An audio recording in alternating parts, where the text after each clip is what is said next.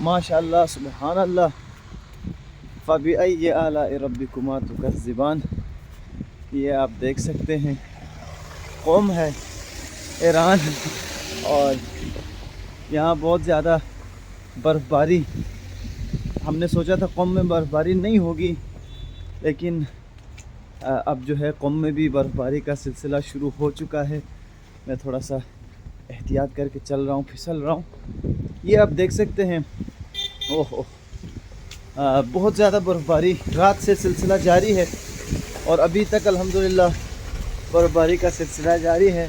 मैं बड़े एहतियात से चल रहा हूँ, कहीं गिर ना जाऊँ। तो ये आप देख सकते हैं पूरे कौम की सूरत हाल। ये आप देख ले माशाअल्लाह सुबहान अल्लाह, ये खुदा की रहमत है। सब दुआ कर रहे थे कि आशियान में बर्फ़बारी हुई है तो कौम में भी बर्फ़बारी होनी चाहिए, क्योंकि आपको मालूम है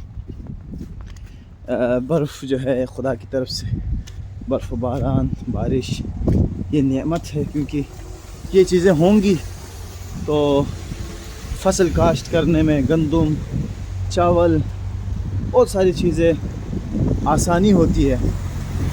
तो अल्हम्दुलिल्लाह इस गर्दों में भी बर्फ़बारी हुई है, और कौम में भी ये आप देख सकते हैं बर्फ़। ये आप देख लें बर्फ़बारी का सिलसिला जारी और सारी है। ये आप देख लें अभी भी फुल बर्फ़बारी का सिलसिला जारी है।